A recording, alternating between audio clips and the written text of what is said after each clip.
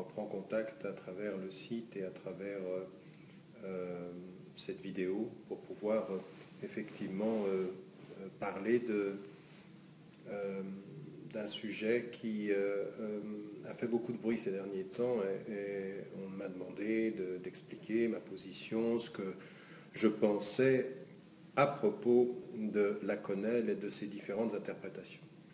Alors, c'est vrai qu'on m'a beaucoup posé de questions pendant ces derniers mois, pendant ces dernières semaines, parce que le sujet semblait mobiliser pas mal de réflexions et pas mal de personnes au niveau des médias français, mais également au niveau des citoyennes, des citoyens français, dont certains de confession musulmane sont un tout petit peu confus. On ne voit pas très très clair dans cette situation-là entre qui sont les amis et qui sont les critiques. Alors, il y a quelques jours de cela, j'avais pris une position, on m'avait posé la question sur Laconel et je m'étais exprimé sur son sens et en même temps sur la façon dont il fallait le traduire. Alors, si on lit bien, parce qu'encore une fois, j'essaye, autant que faire se peut, d'être précis dans ma formulation. Ce que je disais dans ce propos, et que je maintiens sans aucun remise en cause de ce point de vue-là, c'est que pour la plupart des femmes et des hommes, de ceux qui ont repris à leur compte Laconel comme un geste qui exprime quelque chose sur le plan social et que sur le plan politique, c'était effectivement nous ne sommes pas des imbéciles et nous ne laisserons pas faire ni manipuler dans un sens comme dans un autre, soit par un certain nombre de personnes de la classe politique, soit en l'occurrence par une certaine façon de positionner le débat en France aujourd'hui, parce que malheureusement, aujourd'hui, le débat politique en France s'est appauvri, se délite, on est dans le populisme et on est dans la course aux voix, en lorgnant, que ce soit à gauche ou à droite d'ailleurs, malheureusement sur les voix d'extrême droite, dont je l'ai dit d'ailleurs au moment des dernières élections présidentielles, le vainqueur de ce qui était en train de se passer en France en termes de discours politique lui-même, c'était plus l'extrême droite, c'était plus le Front National qui réussit à faire en sorte que ces thèses soient normalisées dans les autres partis dits plus traditionnels. Bref, ayant dit ceci, le geste normativement voulait dire cela. Maintenant, et encore une fois, je le pense, je le sens, je le sais, je l'entends, au niveau de ce que je vois sur le terrain, ceux qui l'expriment sont ceux qui ont envie d'exprimer essentiellement ce rejet, ce désaveu finalement de la classe politique. Maintenant, qu'on soit clair aussi sur les instrumentalisations. Celles et ceux, et ils sont à mon avis minoritaires, mais qui ont instrumentalisé le geste pour en faire quelque chose qui était au-delà, par exemple, de la critique d'un État ou de la critique de la politique française ou de l'État d'Israël, en ont fait un geste qui allait jusqu'à l'exprimer devant ce qu'était l'expression de la souffrance juive à Auschwitz, ou en l'associant directement à des symboles qui, clairement, dans la façon de traduire, relèvent de l'antisémitisme. Non, cette instrumentalisation-là, je n'y adhère pas. J'ai dit et répété, du point de vue de ma conscience, en tant qu'être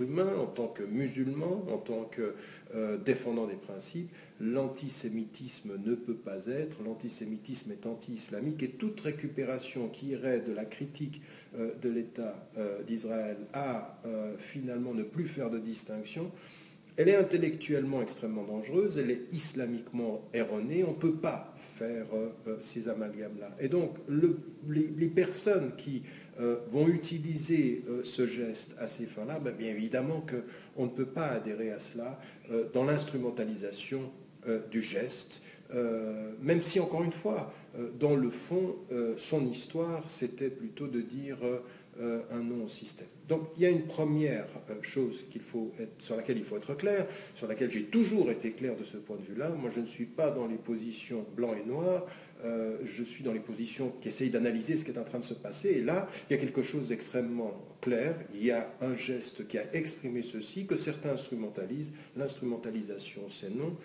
La compréhension fondamentale du geste, dans ce qu'il exprime pour la très grande majorité de ceux qui le font aujourd'hui, eh bien, ou qui l'ont fait, il y avait cette idée-là. Maintenant, il y a un deuxième point que je relève d'ailleurs dans mon propos, c'est que il y a dans le geste quelque chose qui a une certaine vulgarité, qui a été exprimée d'ailleurs par certains. Dieudonné lui-même, à des moments donnés dans son spectacle ou dans certaines de ses vidéos, utilise des propos, se met dans des situations où exprime des choses qui, du point de vue de ma perception des principes, de ma perception de la morale, de ma perception simplement de l'éthique sociale et même de l'éthique du langage, eh bien, ce sont des choses auxquelles je n'adhère pas. Et je le dis d'ailleurs dans ce petit texte, c'est-à-dire que je ne suis pas sensible et je ne peux pas partager la dimension de la vulgarité. Alors encore une fois, le sens du propos quant au rejet du système est une chose qu'on entend, le fait de le faire ou le fait d'y participer, c'est autre chose. Pourquoi? Parce que nous avons dans notre tradition aussi quelque chose qui est le refus absolu de l'injustice, le refus absolu de la manipulation politique, mais aussi c'est-à-dire parle à tous ceux qui peuvent être des opposants de la meilleure des façons, et même en l'occurrence même par rapport aux gens qui sont les plus ignorants et les plus manipulateurs,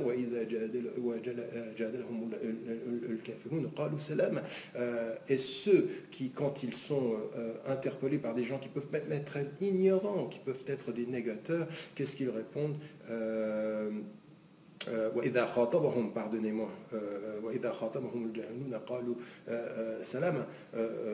la bonne formule ici est celle-ci, c'est quand ils sont interpellés par ceux qui nient, eh bien ils disent paix. Donc en l'occurrence, El Jidal c'est dans le premier verset, El Khitab c'est dans le deuxième, il y a une notion ici qui est particulièrement importante, sur laquelle il faut que nous insistions, c'est une façon de dire et une façon de percevoir les choses qui doivent être basées sur une éthique. Et donc, encore une fois, à ceux qui m'ont appelé et qui m'ont demandé par message, par les différents réseaux sociaux, eh bien, fais le geste. Non, c'est un geste dont je comprends le sens pour la majorité, dont je n'accepte pas l'instrumentalisation quand il s'agit de tomber dans le racisme, et puis en l'occurrence, qui est du point de vue éthique quelque chose que je ne ferai pas, auquel je n'adhère pas, comme principe d'opposition sociale, parce que l'idée d'être contre le système ou l'idée de se positionner contre ce que peut faire le système,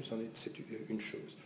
Donc là, il faut qu'on soit clair. Alors, je vois des gens qui, dans un camp comme dans l'autre, eh bien, sont tout à fait dans le blanc et noir, et bien même des gens qui me soutiennent, qui sont fondamentalement, il faut prendre une position blanc et noir, ou qui sont sur le mode binaire. Non, moi, je n'ai pas l'habitude d'être dans ce propos-là.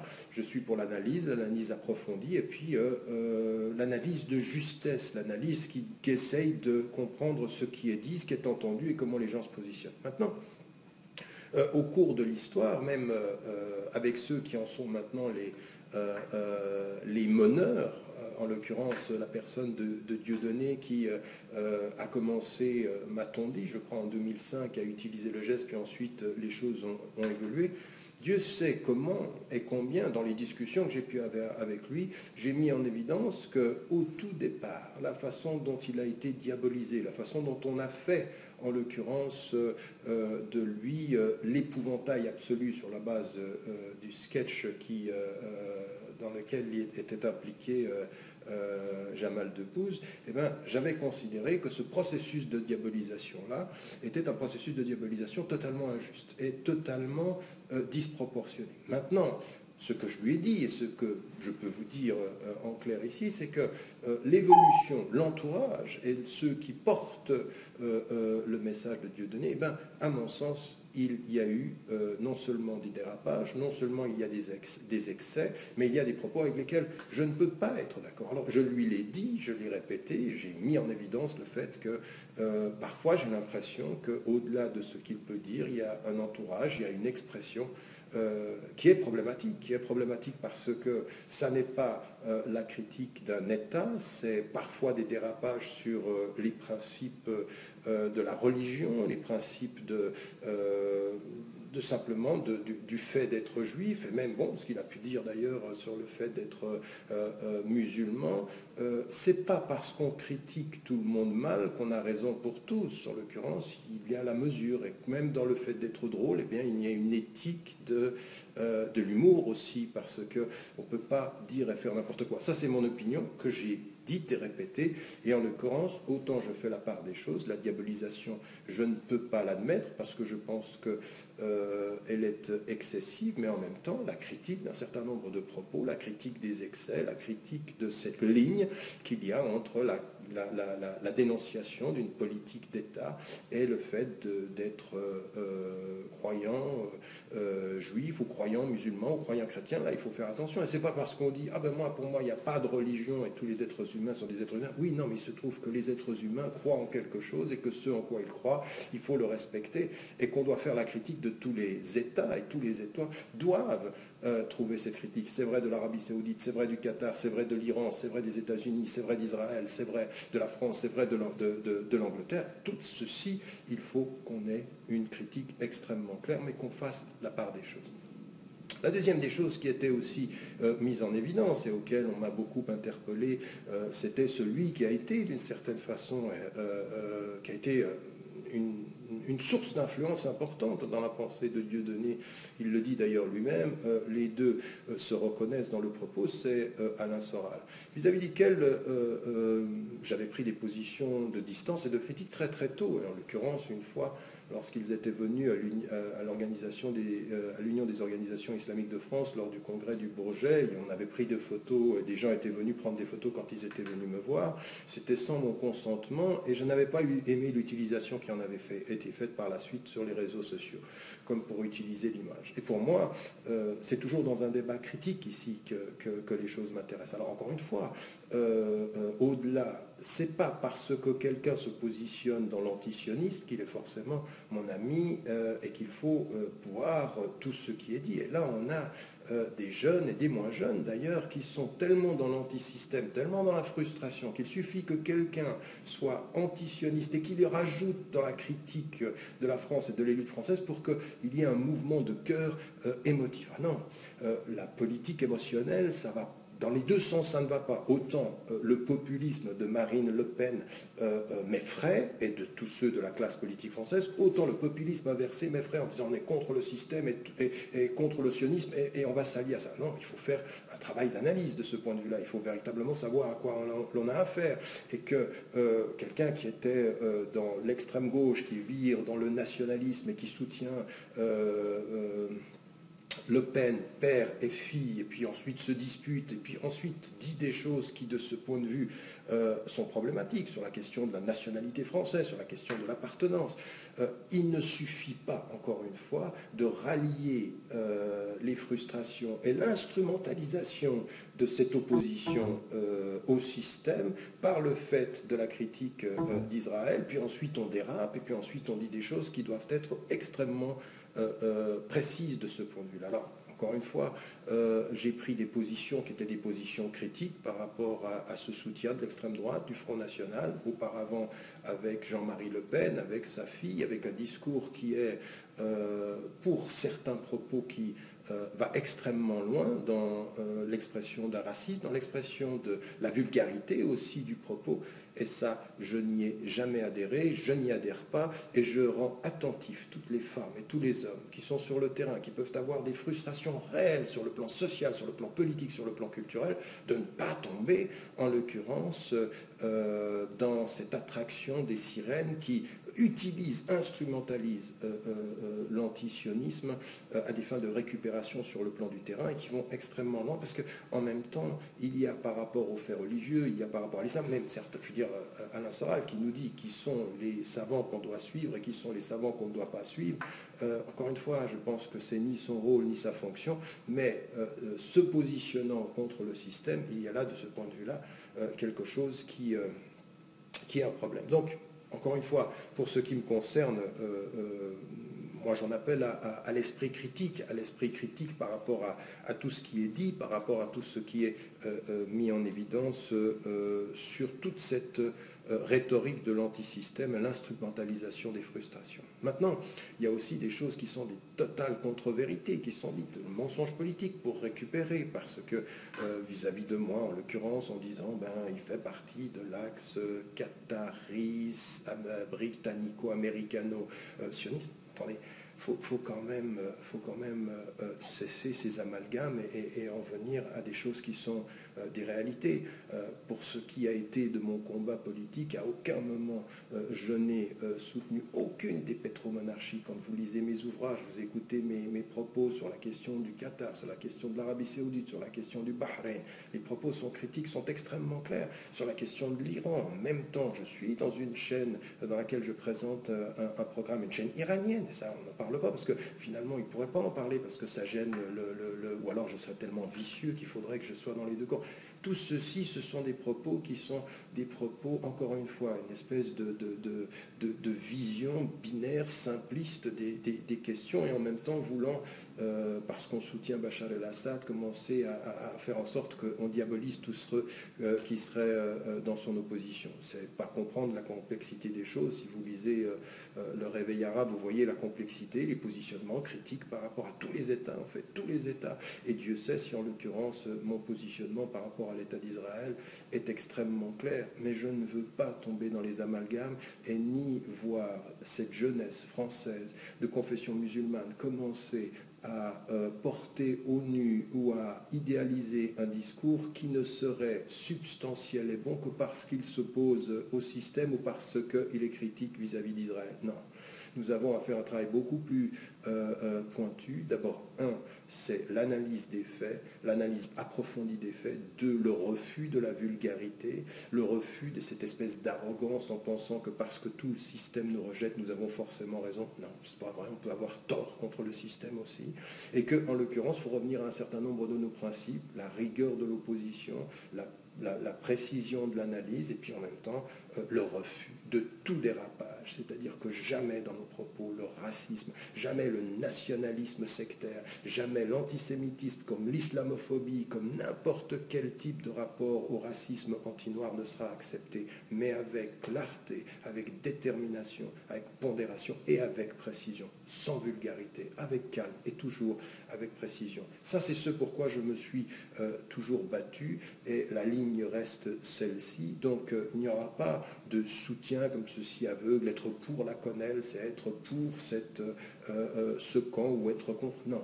Il y a un geste qui majoritairement veut dire le refus du système en disant on ne se laissera pas faire. Et donc, en l'occurrence, c'est la seule chose que je retiens du geste. Maintenant, son instrumentalisation sur le plan de l'antisémitisme ou du jeu pas clair sur les symboles par rapport à l'extermination des Juifs, c'est non, absolument inacceptable et ça ne peut pas être nous. Le deuxième élément, c'est la vulgarité qui ressort de ce geste. Et ben non, moi je ne suis pas un défenseur d'une politique de la vulgarité, c'est dans la décence, c'est dans le propos, c'est ce qu'on m'a appris dans mon combat politique, c'est ce qu'on m'a appris dans ma vision de la foi et de l'éthique, de la décence dans le propos, de la précision, encore une fois, et puis à partir de ceci, de ne jamais accepter les excès d'où qu'ils soient. Quand il y a eu des injustices par rapport à Dieudonné dans le passé, il fallait dire clairement qu'il y a des choses qui étaient exagérées. Et puis à partir d'un certain moment, quand lui-même exagère dans un certain nombre de propos, il faut s'arrêter en disant là, ça va trop loin.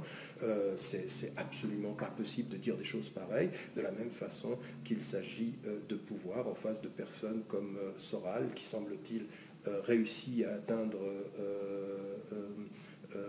des citoyennes et des citoyens français de confession musulmane, sur la base de leur frustration, c'est de dire attention. Il y a des principes, il y a des règles et il y a des finalités. Et encore une fois, ça n'est pas parce qu'on commence à vous dire qu'on a les mêmes ennemis que sur le terrain, nous devenons forcément et aveuglément amis. Il faut faire un travail d'analyse et de ce point de vue-là, il y a des choses qui sont absolument inacceptables dans le propos qui soutient le Front National, qui soutient une certaine forme de racisme, qui soutient un cloisonnement d'enfermement intellectuel et puis qui n'est pas, au fond, aussi ouvert sur la question de la diversité religieuse et de la diversité culturelle. Si vous creusez un peu, vous verrez qu'il y a un tout petit peu de condescendance, voire peut-être même parfois du mépris, et parfois même chez certains un peu de racisme. Il faut se réveiller. Il faut se réveiller, il ne faut pas se laisser faire sur cette question-là. Et maintenant, moi, ce que j'aimerais demander à ceux qui m'entendent aujourd'hui, c'est un tout petit peu plus de pondération dans le jugement, un tout petit peu plus de précision dans les choses, et puis qu'on soit clair. Il y a des gens qu'on peut soutenir dans leur combat parce qu'il est noble, et puis il y a des gens qui ont parfois quelques idées nobles, mais dont le combat et la façon de le faire ne l'est pas. Et donc de ce point de vue-là, il faut choisir son camp et son positionnement dans la nuance toujours, dans la précision. Encore une fois, j'insiste beaucoup sur la précision des faits, sur l'étude, sur l'analyse, et puis cesser d'être si émotif. Je vois les réseaux sociaux de ce point de vue-là sont des caisses de résonance de l'émotivité, et on y va et on parle et on dit des choses qui sont de ce point de vue-là extrêmement dangereuses. J'espère avoir de ce point de vue-là clarifié, s'il devait y avoir une clarification de mon propos, et puis d'avoir fait en sorte aussi qu'on ne s'y méprenne pas. Le combat et la lutte et la résistance, ce sont des choses qui sont importantes. On sait qu'on a affaire aujourd'hui à une espèce d'unanimité dans la classe française sur une certaine idée de la France, mais celle-ci, elle est temporelle, celle-ci, elle est temporaire plutôt, elle est plutôt... les choses passeront, mais elles passeront comment? Quand des femmes et des hommes de confession musulmane et sans confession, athées, agnostiques, juifs, chrétiens, viendront ensemble, travailleront ensemble sur un certain nombre de valeurs qui sont des valeurs universelles et qu'elles diront au système que le but, ce n'est pas de gagner les prochaines élections, mais c'est de construire une France d'une façon différente. Et ça n'est pas dans le rejet ou dans l'isolement ou dans la diabolisation de l'autre, non, parce que ça ne se passe pas ainsi. Il faut, de ce point de vue-là, être déterminé dans sa résistance, et j'essaye de l'être. J'essaye de continuer ce combat-là, et donc à partir de là, de continuer clairement un travail de mobilisation pour des vrais principes, pour des principes de justice, des principes d'égalité et des principes de liberté aussi dans la société. Donc, et même pour ça d'ailleurs, on peut être diabolisé. Dieu sait si c'est le cas de mon combat depuis 25 ans en France, mais tout ça passera. Cette diabolisation-là, l'absence des médias, c'est pas le but en soi. Le but, c'est de construire avec les gens sur le terrain, parce que sur le terrain, en fait, sur le terrain, cette question de l'intégration est une question dépassée. Nous sommes dans quelque chose d'autre aujourd'hui, et en fait, c'est plutôt gagné que perdu. Voilà. Merci à vous. Wallahu a'lam wa ala wa ahkam. Wassalamu alaikum wa rahmatullahi wa barakatuh.